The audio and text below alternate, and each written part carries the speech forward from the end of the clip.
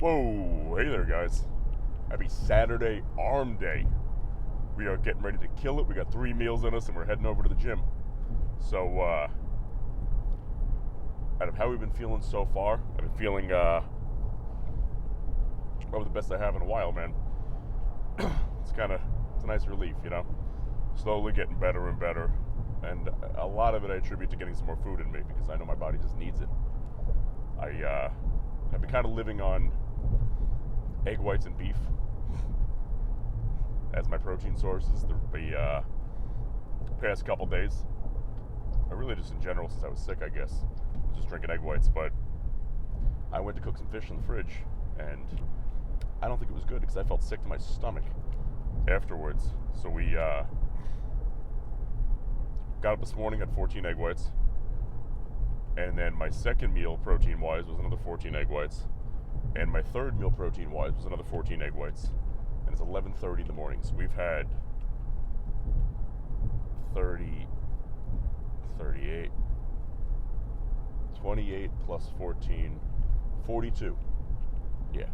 So we've had 42 eggs so far today. We'll probably get another 14 in there at some point. Because the other 2 meals I'm going to make sure I do beef. And then probably a chicken or something. Grab some food somewhere. But so we'll be looking at like a 70 egg day. It's not bad. 70 egg day. There were times in my life where I really had no money whatsoever, and I was surviving on liquid egg whites. That was it. I was shredded. I was super lean. I couldn't really afford the carbs. I couldn't afford a lot, but I needed to get my protein in. And I it was hard to buy seasoning. It was hard to buy anything. It was a really rough time. So I was just drinking liquid egg whites 6 times a day. And they were the cheap ones too from Lidl, so like $3 a carton. So I was spending, I don't know, call it 3, 6, 9, $20 a day on food to survive because I had like a cheap thing of water. So that was like, whatever, let's say $1.50 a gallon. I was drinking about 1.5 gallons of that a day. And then 6 to 7 cartons of egg whites a day. Really 6. You know, every once in a while, if I got some rice, that'd be great. I'd feel better. I was living on that, and I got peeled. I felt terrible, but I got peeled. And that's, just so you guys know, that is not the way to do it. I was in a really just bad spot. But yeah, it's kind of funny when I'm drinking this many egg whites. For convenience-wise, it's a whole different story. I'm buying higher quality now. They're organic, blah, blah, blah, all that good stuff. But it reminds me of where I came from with those times and how far you come, man, you know? Because, you know, you see some of the best success stories in the world, right? And I mean the top tier guys. They never came from people just handing them things, no problem, and never having an issue in life. It was always bred from struggle. Struggle, starvation, aggravation, stress. You know, there's a reason, you might not be able to see it here. There's a reason the bottom of my beard is salt and pepper, and I'm 27. You know what I mean? I've been through my fair share of it for sure. For a family. Forget about a person, for a family. For a lifetime. And those are the things, man, you need to overcome and persevere through to develop a life worth living. Because if you don't, and like I always say, if you're not giving yourself a reason to wake up in the morning and you're not happy, then why are you still on the planet? And I get you're hanging in there, you got loved ones, you got family, you got all that good stuff. But genuinely speaking, if you don't have a true reason to wake up in the morning and you're just a miserable sourpuss all day, why? You know? I'm not saying blow your brains out. What I am saying is, you know, at that point, you have nothing left to lose, right? If you don't have a reason to live, you have nothing left to lose anymore. So why not gamble on yourself a little bit? You know, think about what would truly make me happy? As selfish as it could possibly be. What would make you happy? And go for it 110%, man. 110%. I don't care if you find yourself, being like a video game streamer or something, where you're just like, I don't know what makes me happy, but I love playing games.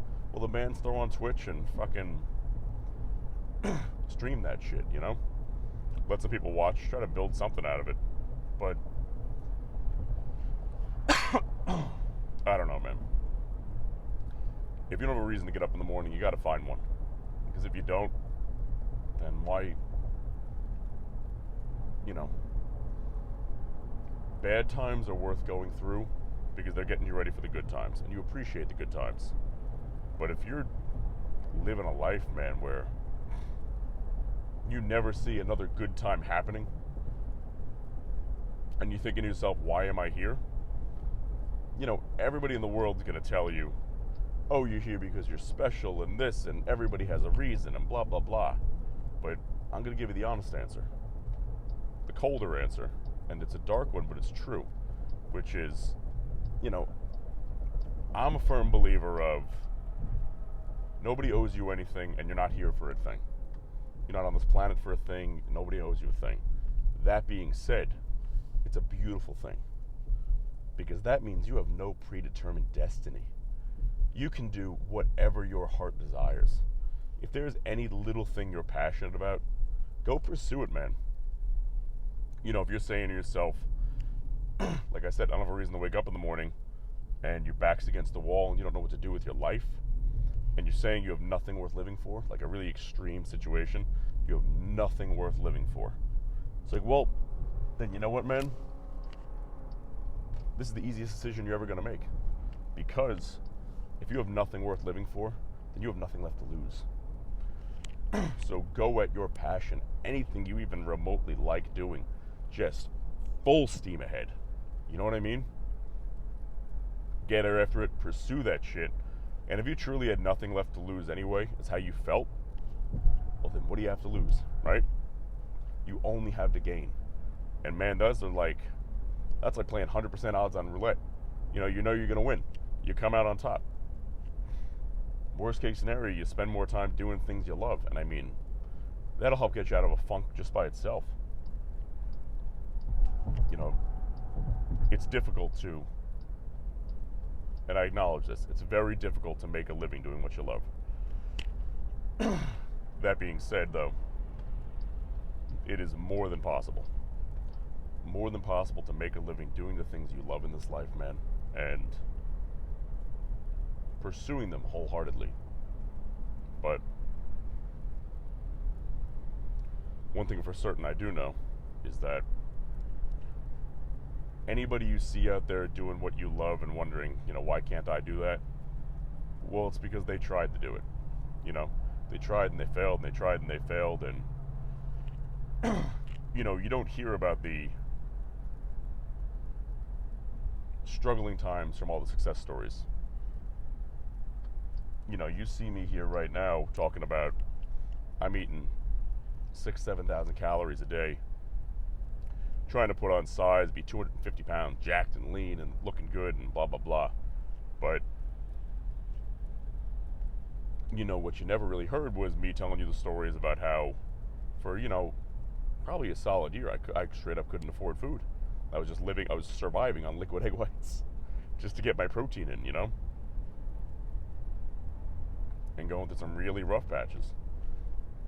We forget that whenever you're going through hard times, right, it's easy to just think about you and going through those hard times. And when you're going through hard times, man, it's a really important time to be selfish in your life, because you need to be. Because if you're not selfish during your hard times, sometimes you don't make it out. You end up stuck there. And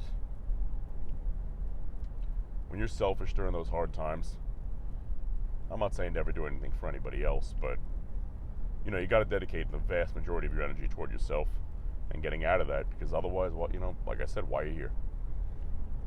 Nobody wants to live in hard times forever, that's for sure. And you got to have a plan to escape. But if you don't have that plan, man, then why you're here. But, you know, like I said a moment ago, that's the beautiful thing about it, is when you have nothing left to lose, you have everything to gain. When you have nothing left to lose, you have everything to gain, man. And that's a really beautiful thing.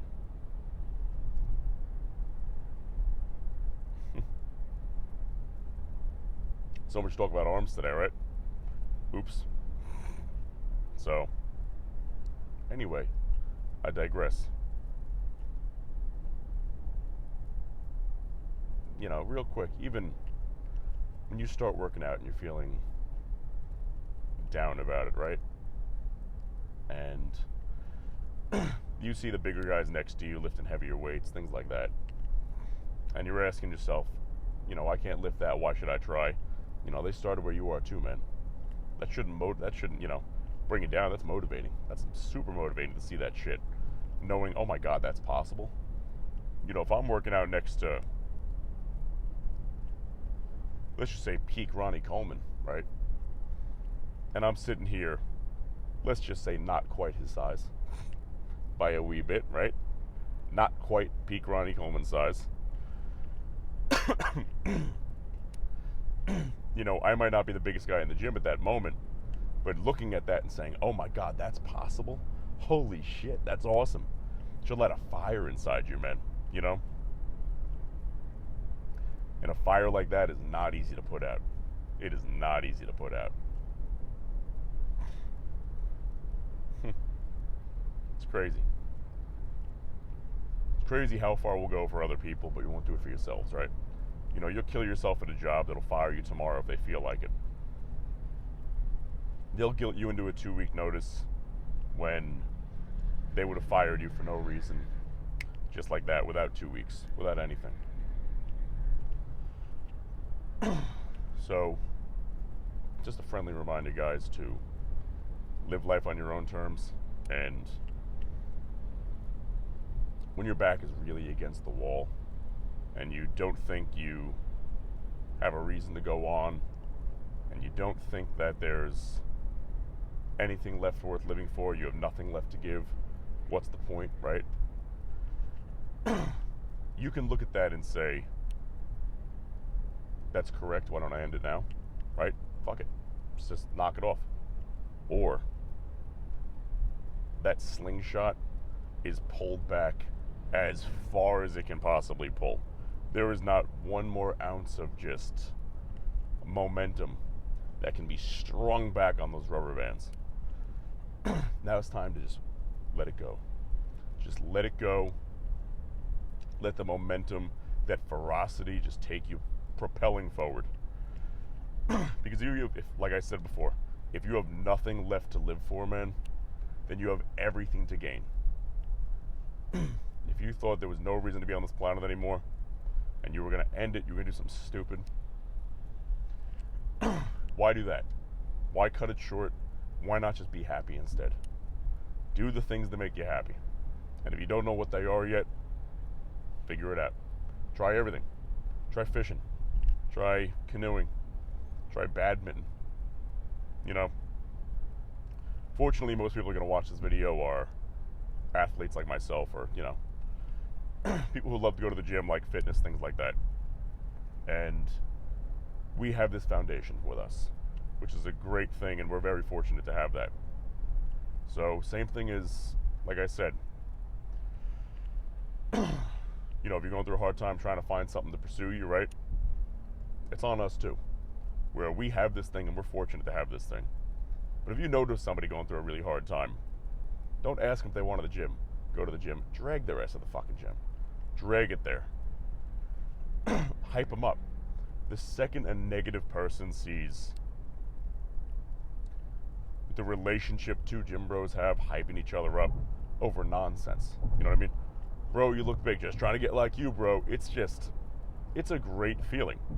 You know, you're talking to people who haven't had any positive interactions in their life whatsoever, clearly, if they're feeling that down, that negative. And if they're a friend of yours, man, somebody you consider a close person in your circle, you owe it to them to try to bring them to the light of this. and introduce them to the thing that you love, that you're passionate about. And the way you do that, man, is it's very simple. Because you're going to ask them to go to the gym, they're going to say no, they don't feel like it. But you tell them that you need them there. You tell your friends that you need them to come to the gym with you because you need help pushing yourself to higher limits. You need a spotter, you need this. And it wouldn't hurt them to just get healthier too. You know? Those people are people pleasers. The minute they think they have to be there for you, not themselves, they'll jump on it. And they're going to accidentally save their own lives in the process, discovering this thing for themselves. So guys, you know what? On that note, bodybuilding saved my life for sure. I hope it does the same for you. I'm going to slam this pre-workout, and we are going to get it, baby. Cheers. I fucking love you guys.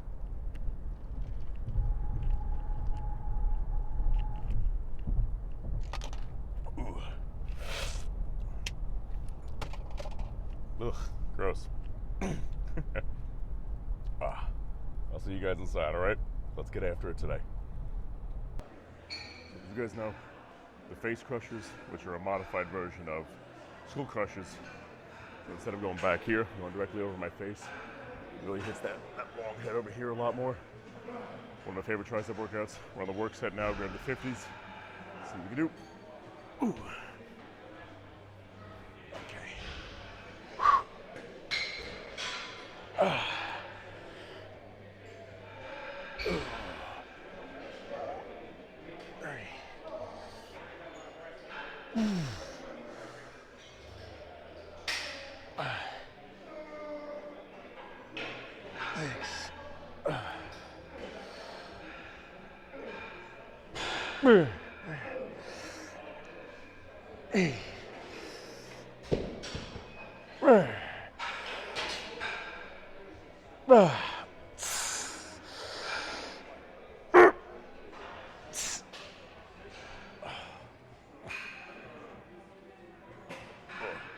The little trick not a lot of people do is, you know, when you're doing something that's one arm, like a one arm row, or like one of these, just one arm at a time,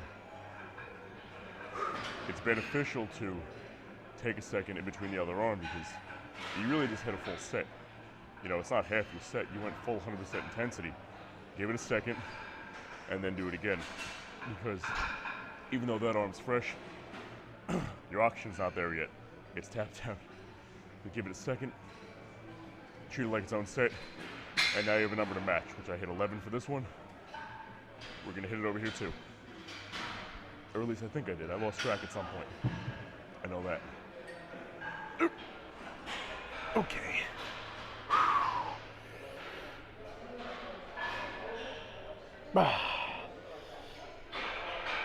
Ooh. Hey.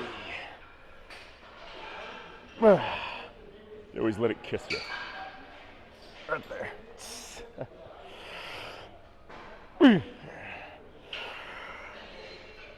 Ooh, fuck.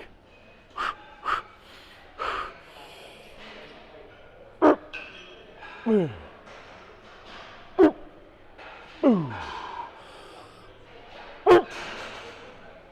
Shit. Ooh.